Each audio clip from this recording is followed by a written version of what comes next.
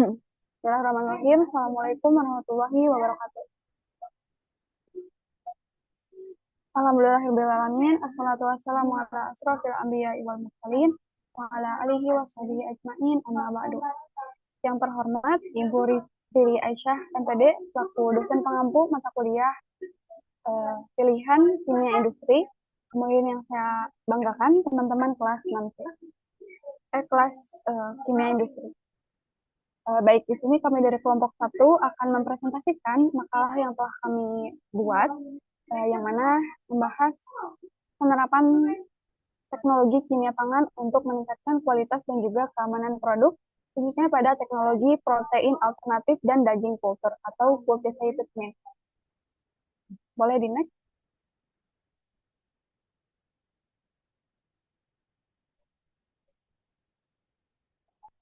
Boleh di next. Adapun anggota dari kelompok kami yaitu saya, Ki Kamalia, selaku moderator. Kemudian juga ada Madarita Syafat Triawan, Nashwa Helena Zakiyah, Rizky Nurmantari, dan juga Sinta Nurhani.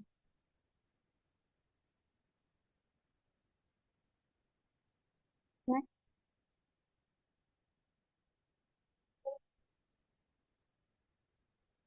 Nah, adapun bahasan yang akan kami bahas pada video kali ini, yaitu pertama, kita akan membahas latar belakang, kemudian perkembangan industri makanan dan juga kimia pangan, kemudian dilanjut teknologi inovatif dalam kimia pangan protein alternatif dan juga daging kultur, kemudian proses produksi bahan baku, limbah, dan sistem keselamatan.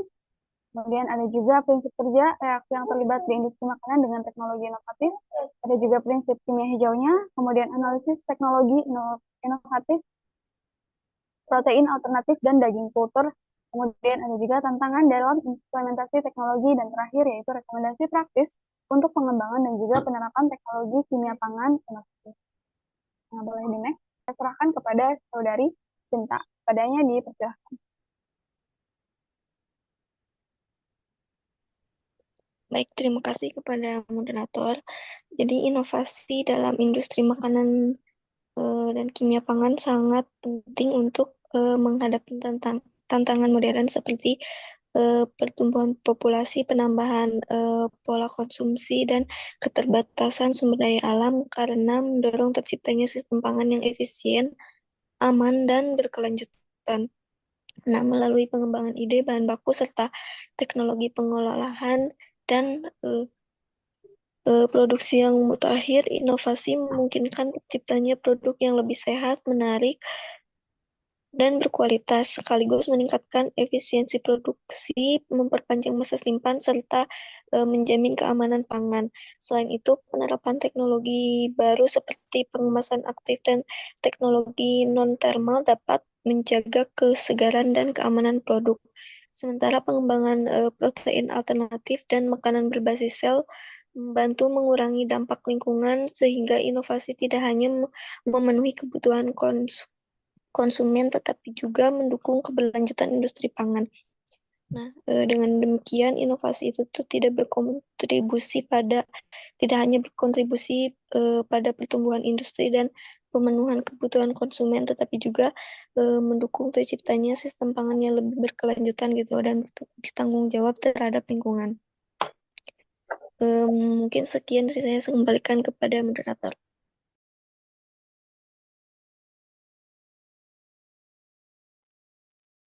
Nah, baik, selanjutnya untuk materi pemaparan selanjutnya akan saya serahkan kepada saudari Rizky Nurmantari. Kepadanya saya persilahkan.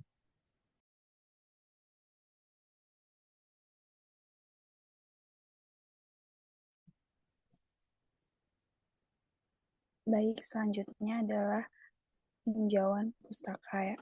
Di mana yang pertama adalah perkembangan industri makanan dan kimia pangan. Industri makanan dan minuman di Indonesia tumbuh pesat dan menyumbang lebih dari 38% terhadap produk domestik bruto atau PDB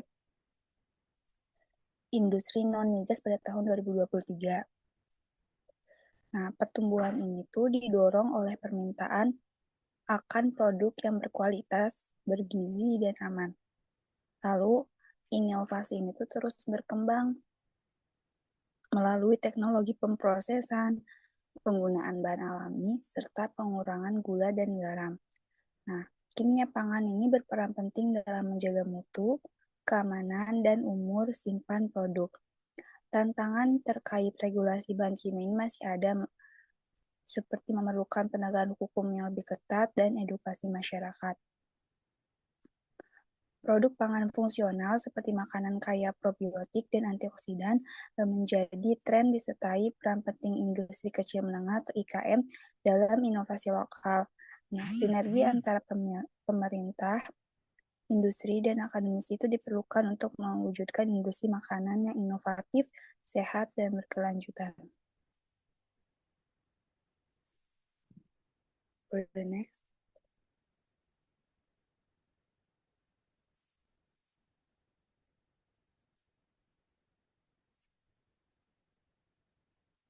Selanjutnya ada teknologi inovatif dan kimia pangan, di mana kelompok kami teknologi yang digunakan adalah protein alternatif dan daging kultur atau cultivated meat. Nah, pengembangan protein alternatif dan daging kultur itu menjadi solusi inovatif untuk menghadapi tantangan ketahanan pangan dan dampak lingkungan dari industri peternakan konvensional. Daging kultur juga dihasilkan melalui teknik kultur sel hewan di laboratorium, menawarkan sumber protein tanpa harus menyembelih hewan. Sementara itu, untuk produk nabati seperti kombinasi gluten, kacang merah, dan rumput laut juga dikembangkan untuk menciptakan daging analog yang lebih sehat dan ramah lingkungan. Nah, inovasi ini tuh sejalan dengan upaya diversifikasi pangan dan pemanfaatan sumber daya lokal untuk mendukung ketahanan pangan nasional. Nah, keberhasilan pengembangan daging kultur dan protein alternatif itu sangat bergantung pada kesiapan infrastruktur, riset, investasi teknologi, serta dukungan kebijakan dari pemerintah. Nah, di samping itu juga, edukasi kepada masyarakat mengenai manfaat lingkungan, kesehatan, dan etika dari konsumsi protein alternatif menjadi kunci untuk meningkatkan penerimaan konsumen. Nah, dengan penguatan energi antar lembaga riset, pelaku industri, dan pemangku kebijakan itu, Indonesia berpotensi menjadi salah satu pelopor dalam inovasi pangan keberlanjutan di Asia Tenggara.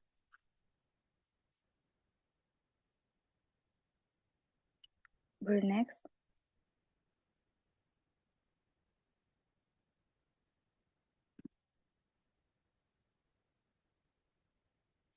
Nah, untuk proses produksi protein alternatif itu diantaranya adalah pemilihan bahan baku seperti kedelai, kacang polong, gandum, rumput laut. Lalu diekstraksi dan diisolasi protein. Nah, ini tuh menghasilkan protein konsentrat atau isolat. Selanjutnya ada formulasi campuran, di mana protein itu ditambah pati, tambah minyak nabati, lalu serat pangan, dan perisa alami. Lalu yang ada teksturisasi, yaitu menggunakan teknik ekstraksi suhu tinggi untuk membentuk serat otot. Terus pembentukan produk, lalu yang terakhir adalah proses akhir dengan pemanggangan, pengemasan, dan pengujian kualitas. Untuk tahapan produksi daging kultur maksud saya pengambilan sel otot, terus lalu kultur sel awal, terus lalu ekspansi sel, diferensiasi dan pembentukan jaringan otot, lalu ada panen dan pasca panen, di mana jaringan otot yang terbentuk dipanen, lalu diproses menjadi berbagai bentuk dan melalui pengemasan steril atau pendinginan dan uji mutu.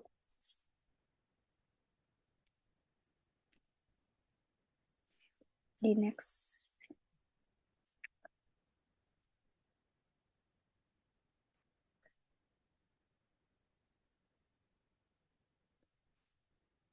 Adapun bahan baku protein alternatif dan daging kultur, di mana bahan baku protein alternatif nabati itu ada isolat protein kedelai, gandum, kacang polong, biji rami, alga, tempe, dan kacang koro. Selanjutnya ada bahan baku daging kultur, di mana ada yang pertama ada sel punca hewan atau stem cell dari otot, lemak, dan pembuluh darah. Lalu media kulturnya itu adalah fetal bovine serum atau FBS, terus ekstra alga, kedelai, gandum, dan kacang-kacangan. Lalu ada scaffold yaitu struktur kerangka mikro yang membantu pertumbuhan dan organisasi sel menjadi jaringan tiga dimensi yang menyerupai daging asli, di mana scaffold juga dapat dibuat dari bahan alami seperti kolagen, gelatin, alginat, atau bahan sintetik yang biodegradable. Lalu ada growth factor atau faktor keberlanjutan, di mana growth factor ini adalah sebelumnya itu diekstrak dari hewan, tetapi kini itu dikembangkan melalui teknologi rekombinaan menggunakan mikroorganisme seperti Escherichia coli dan Saccharomyces cerevisiae. Nah, ketersediaan growth factor yang efisien itu dan terjangkau menjadi tantangan besar dalam skala industri.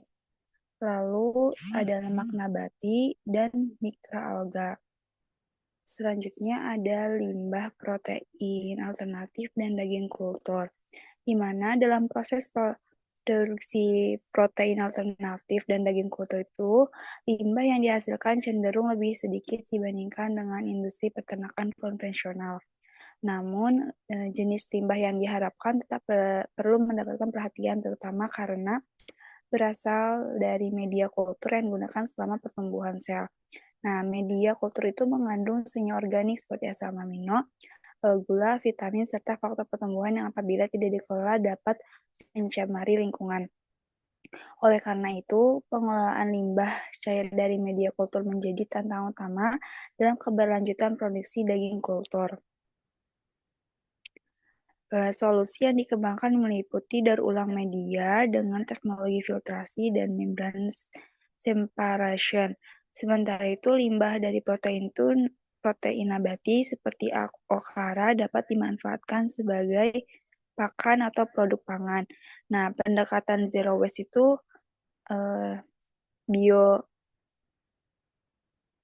seperti biomanufacturing itu di mana seluruh output proses dikonversi menjadi produk sampingan yang bernilai ekonomi seperti bioenergi atau bahan pupuk organik.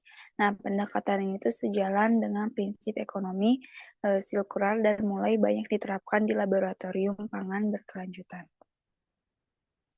Oke, boleh di next.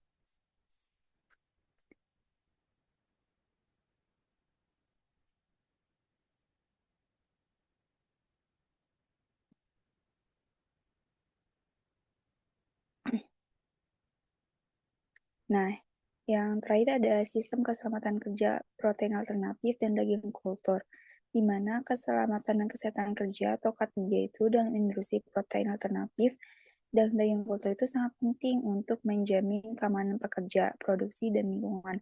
Nah, proses produksi daging kultur itu melibatkan penggunaan sel hewan, bioreaktor, serta media kultur yang mengandung bahan kimia seperti hormon pertumbuhan dan enzim, sehingga menimbulkan resiko biologis dan kimia. Oleh karena itu, standar seperti Good Manufacturing Practice atau GMP dan Hazard Analysis and Critical Control Point wajib diterapkan untuk mengendalikan bahaya potensial. Nah, praktik ketiga atau keselamatan dan kesehatan kerja ini mencakup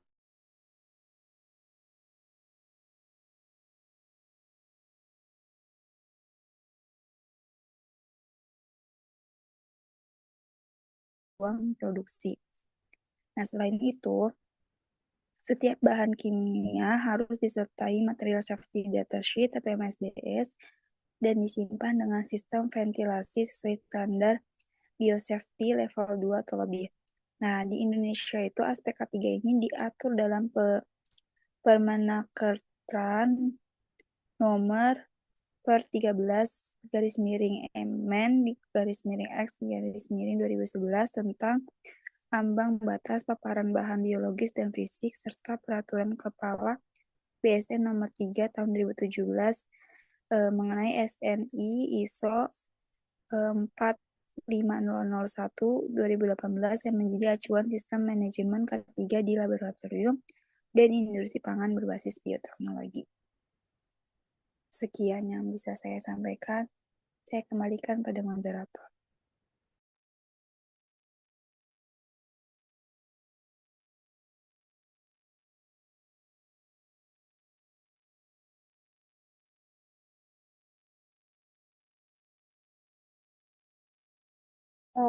Baik, terima kasih. Materi selanjutnya yaitu dalam industri makanan dengan teknologi dari Naradista Sefta Triwan.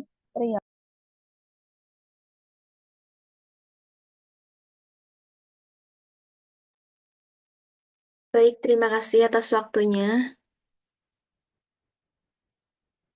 Izin memaparkan mengenai prinsip kerja dari protein alternatif dan daging kultur ini. Nah, protein alternatif ini tuh merupakan solusi berkelanjutan yang tentunya dikembangkan untuk mengatasi keterbatasan dan juga dampak lingkungan dari ketergantungannya produksi protein hewani konvensional. Secara umum juga protein alternatif ini tuh dibagi beberapa klasifikasi berdasarkan prinsip kerja dan juga teknologi produksinya. Nah, yang saya ambil itu khususnya yakni yang pertama itu ada protein berbasis tumbuhan yang meliputi ekstraksi protein, pemurnian, teksturisasi, dan juga fungsionalisasi. Nah, pada ekstraksi protein ini tuh, nanti protein itu akan diekstrak dari sumber nabatinya menggunakan metode fisika maupun kimianya, seperti pelarutan dalam air ataupun larutan alkali. Diikuti juga dengan pengendapan adanya pada pH isoelektrik. Nah, lalu dilakukan pemurnian protein yang diekstrak tadi itu dimurnikan untuk menghilangkan komponen non-protein yang meningkatkan fungsionalitas dan juga kualitas sensori produk akhir. Lalu selanjutnya ke teksturisasi, di mana pada teksturisasi ini tuh protein nabati ini seringkali diproses menggunakan teknik ekstrusi untuk membentuk struktur serat yang menyerupai daging, menciptakan pengalaman makan yang mirip dengan daging konvensional. Lalu yang terakhir itu yaitu fungsionalisasi, di mana pada hal ini tuh modifikasi protein itu digunakan untuk meningkatkan sifat fungsional seperti kelarutan, pembentukan gelnya, dan juga emulsifikasi sangat penting untuk aplikasi pangan. Nah, lalu yang kedua itu ada protein berbasis fermentasi, di mana meliputi seleksi mikroorganisme, fermentasi, pemanenan, dan juga pasca pemrosesan. Nah, pada seleksi mikroorganisme ini, pemilihan mikroorganisme yang dapat menghasilkan biomasa protein tinggi merupakan langkah pertama yang menjadi hal yang kritis gitu. Lalu mikroorganisme itu ditumbuhkan dalam bioreaktor dengan sumber karbon, nitrogen, dan juga nutrisi lainnya dalam kondisi terkontrol. Nah, lalu adanya pemanenan, di mana pada pemanenan itu biomasa mikroba itu akan dipanen dan juga diproses untuk menghasilkan produk protein dengan bioavailabilitas tinggi. Lalu setelah itu tuh adanya pasca pemrosesan, di mana pada pasca pemrosesan ini tuh dapat mencakup pengeringan, penggilingan, dan juga formulasi untuk menghasilkan produk akhir dengan karakteristik sensorik yang diinginkan. Tadi yang pertama itu merupakan prinsip kerja dari protein alternatif. Nah, lalu yang kedua ini yaitu ada prinsip kerja dari daging kulturnya. Nah, daging kultur ini tuh adalah produk yang dihasilkan melalui pertumbuhan sel-sel hewan dalam sistem kultur di luar tubuh hewan tanpa memelihara hewan utuh. Nah, prinsip kerjanya itu yang pertama itu adanya isolasi sel, di mana pada isolasi sel ini tuh sel induk ini diperoleh dari biopsi jaringan hewan hidup, di mana jenis sel yang digunakan itu meliputi sel satelit otot, sel stem mesenkim, dan juga iPSCs. Lalu yang kedua itu dilakukannya proliferasi sel, di mana sel itu akan ditumbuhkan dalam media kultur bergizi seperti glukosa, asam amino, vitamin, mineral, dan juga faktor pertumbuhannya. Lalu yang ketiga itu ada diferensiasi sel, di mana pada ini tuh setelah mencapai jumlah tertentu, sel itu akan diinduksi menjadi sel otot melalui penyesuaian media dan juga penambahan faktor faktor diferensiasinya. Lalu yang keempat itu ada strukturisasi jaringan, di mana sel ini itu akan ditumbuhkan pada kerangka pendukung seperti scaffold tadi yang telah disebutkan dari bahan alami ataupun sintesis untuk membentuk jaringan 3D. Lalu yang terakhir itu adanya pematangan dan juga pemanenan. Nah, pada hal ini tuh jaringan itu akan dimatangkan untuk membentuk protein dan metabolit yang menentukan flavor dan juga tekstur dagingnya, rasa ataupun tekstur dagingnya. Nah, lalu di sini ada beberapa reaksi yang terlibat pada industri makanan dengan teknologi yang kelompok kami ambil. Nah, yang pertama itu ada reaksi biokimia dalam produksi. Yang pertama itu prosesnya itu pada fermentasi. Nah, pada proses fermentasi itu reaksi yang terlibatnya itu adalah reaksi enzimatik. Nah, di mana pada reaksi enzimatik itu akan mengubah substrat seperti kacang ataupun alga ini tuh menjadi produk berprotein tinggi dengan profil asam amino yang lebih baik. Lalu pada proliferasi selnya ada reaksi yang terlibat yakni metabolisme seluler, di mana sel ini tuh akan sel ini tuh akan menggunakan glukosa dan juga asam aminonya untuk tumbuh dan juga membelah dan membentuk jaringan ototnya. Lalu yang ketiga itu ada diferensiasi sel. Reaksi yang terlibatnya itu yaitu aktivasi jalur miogenesis, di mana sel induk ini akan berubah menjadi mioblast dan juga myotubes untuk membentuk struktur otot. Lalu yang kedua itu reaksi kimia dalam pengolahannya. Jadi pada proses pemanasan ataupun memasaknya, reaksi-reaksi yang terlibat itu ya ada tiga, ada reaksi Maillard, denaturasi dan koagulasi protein, dan juga oksidasi lipid. Nah, yang ketiga itu reaksi dalam formulasi dan juga penyimpanannya. Eh, Tentunya prosesnya itu ada penyimpanan juga penambahan bahan fungsionalnya. Nah, pada proses penyimpanannya itu reaksi yang terlibatnya itu ada oksidasi, di mana oksidasi ini tuh terdiri dari lemak dan juga pigmen. Dan reaksi yang terlibat lainnya itu ada interaksi protein polifenol atau protein hidrokoloid. Nah, lalu di sini karena tadi menyinggung mengenai limbah juga ya, jadi limbah yang dihasilkan dari teknologi ini tuh limbahnya sedikit itu dibandingkan dengan protein konvensional. Nah, maka dari itu prinsip kimia hijau yang relevan atau yang digunakannya itu yakni adanya pencegahan limbah. Nah, di mana pada hal ini tuh pencegahan limbah ini direalisasikan melalui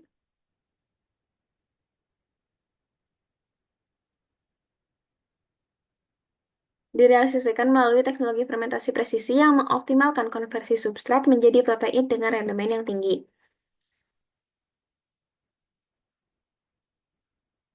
Jadi ada dua gitu ya, ada pencegahan limbah dan juga desain proses yang efisien. Nah, pada pencegahan limbahnya, eh, tadi telah disebutkan gitu ya, bahwasanya akan mengurangi limbah hingga 75% dibandingkan dengan metode konvensional.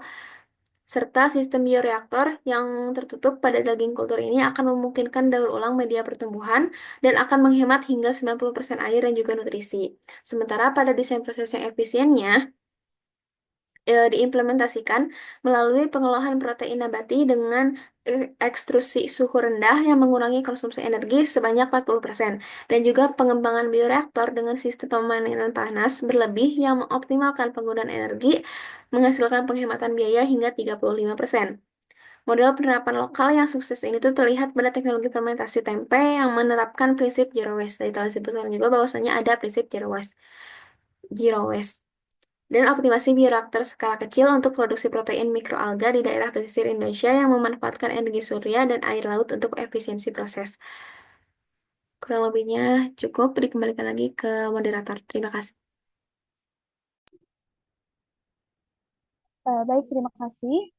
Nah, selanjutnya, kalau yang tadi kita telah membahas mengenai protein alternatif dan juga kultur daging secara umum ya, yang mana meliputi bahan baku, prinsip kerja, dan juga bahkan sampai apa prinsip kimia hijaunya.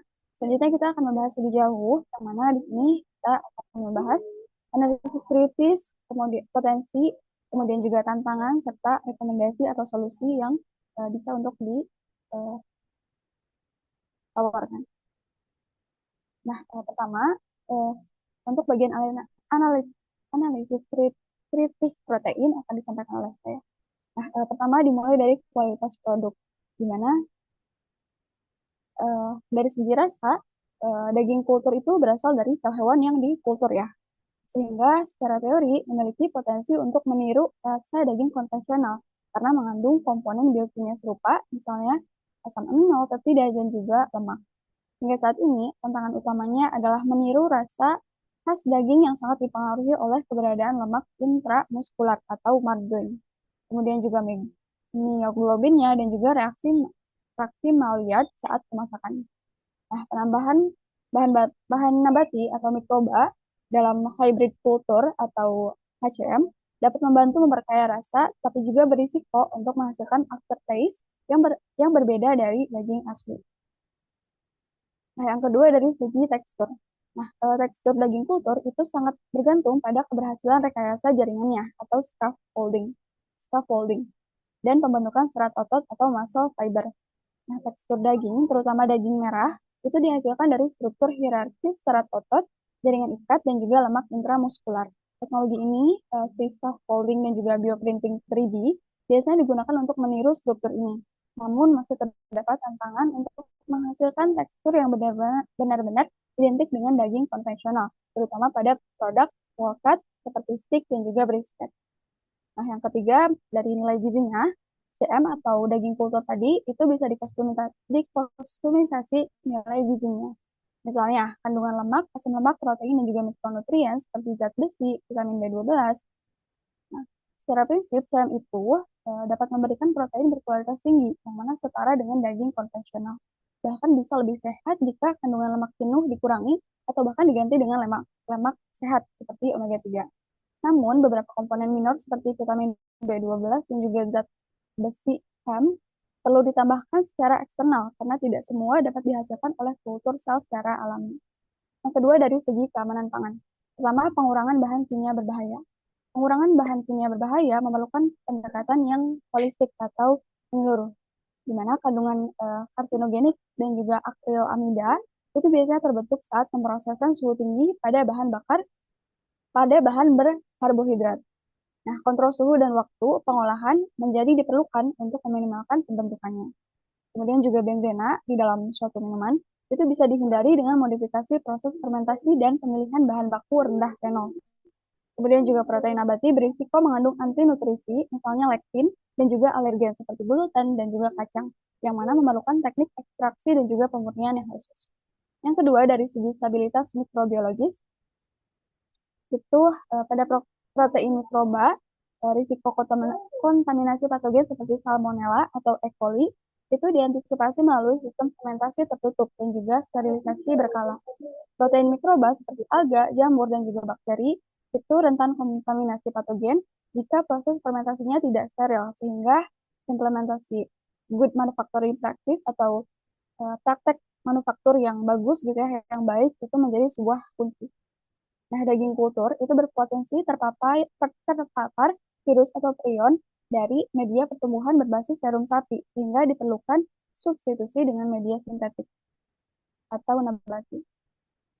Yang ketiga, dari segi kehalalan produk, di sini ada juga menjadi pertimbangan yang krusial, terutama dalam pemilihan media pertumbuhan sel, yang mana bebas enzim babi dan juga proses penyembelihan hewan sumber sel atau proses penyembelihan hewan sumber selnya itu sesuai dengan syariat.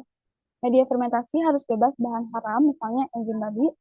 Terus juga daging kultur memerlukan sertifikasi sumber sel hewan yang disembelih secara syar'i dan juga medianya halal. Yang ketiga, dari dampak lingkungan, kehalalan produk juga menjadi pertimbangan yang krusial, terutama dalam pemilihan media pertumbuhan sel yang mana bebas. Yang ketiga yaitu dampak lingkungan. Pertama, itu dilihat dari pengurangan limbahnya. Substitusi 20% konsumsi daging sapi global dengan protein mikroba dapat mengurangi deforestasi hingga 50% pada 2050, sekaligus memanfaatkan limbah agroindustri sebagai substrat fermentasi. Nah, serangga seperti jangkrik juga menunjukkan keunggulan lingkungan dengan konversi pakan 2 kali lebih efisien daripada ayam. Limbah agroindustri seperti sekam dan juga bagasse itu bisa diolah menjadi substrat fermentasi protein mikroba, mengurangi volume limbah hingga 40%. Sistem ekonomi sirkular pada produksi protein mikroba mampu memanfaatkan CO2 industri sebagai bahan baku. Yang kedua, dari segi keramahan lingkungan, terutama bahannya. Nah, protein mikroba menawarkan efisiensi sumber daya yang sumber daya yang signifikan. Budidaya mikroorganisme hanya membutuhkan 1-10% lahan dibandingkan peternakan sapi dengan emisi gas rumah kaca sebesar 80% lebih rendah. Adapun terakhir dari segi ekonomi, terutama dari biaya produksi. Media kultur sel menyumbang 55% sampai 70% biaya produksi daging kultur, di mana penggunaan substrat limbah dapat menekan biaya hingga 40%. Fermentasi presisi dengan menggunakan AI bahkan mampu meningkatkan efisiensi produksi protein mikroba 3-5 kali. Kemudian, untuk potensi pasarnya, itu biaya produksi daging kultur masih terkendala oleh mahalnya media pertumbuhan sel.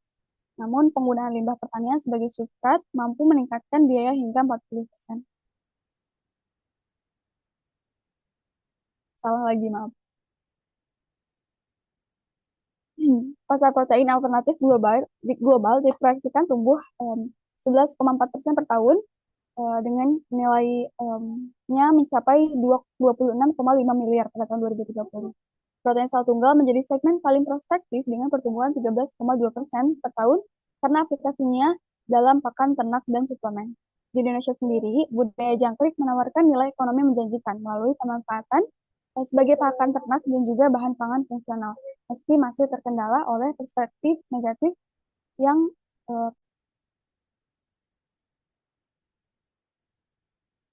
Nah, baik, selanjutnya materi yang terakhir yaitu mengenai tantangan yang dihadapi dalam implementasi teknologi protein alternatif dan juga daging kultur, serta rekomendasi praktis akan disampaikan oleh Saudari Najwa Helen. Padanya saya persilahkan.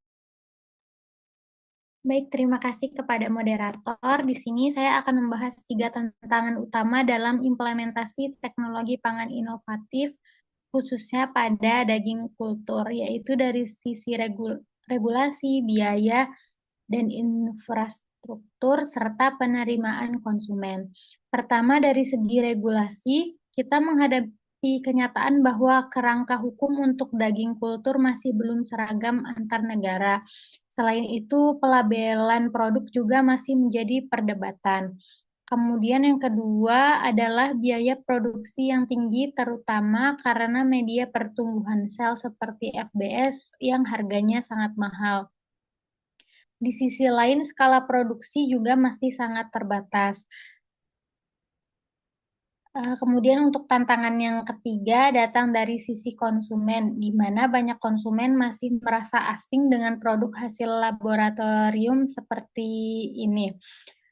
Selain itu, isu agama juga muncul, misalnya tentang kehalalan atau status kosher dari daging kultur. Kemudian yang tak kalah penting, masih banyak konsumen yang belum memahami apa itu daging kultur dan bagaimana ia diproduksi serta manfaatnya bagi lingkungan. Hal tersebut dikarenakan kurangnya edukasi publik yang kemudian akan menjadi penghalang besar dalam penerimaan pasar. Next slide.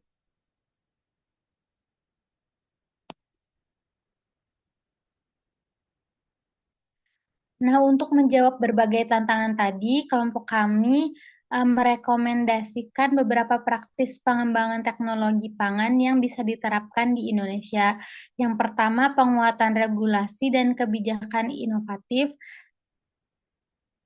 yang merupakan langkah awal yang krusial dalam menciptakan kerangka regulasi yang jelas dan adaptif. BPOM dan Kementerian Pertanian perlu memberikan pedoman tentang keamanan label dan status keagamaan dari produk inovatif seperti daging kultur.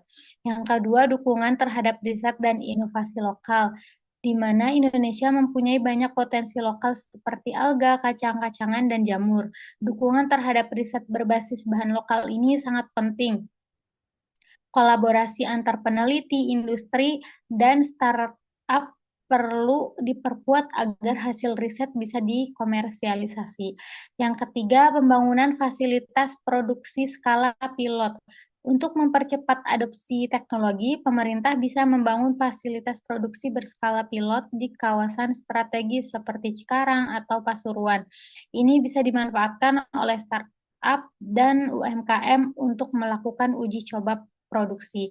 Yang keempat, dengan edukasi dan sosialisasi kepada konsumen.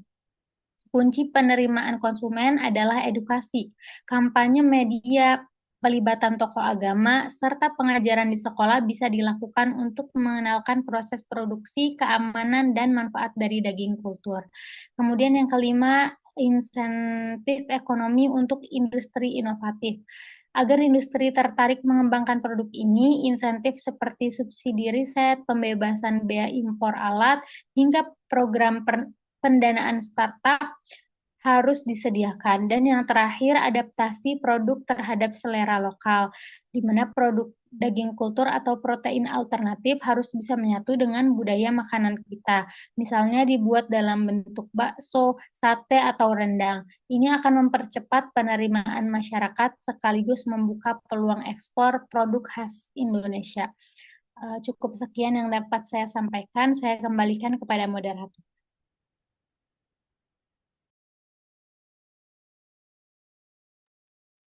Nah, mungkin sekian yang dapat kami sampaikan dari kelompok 1.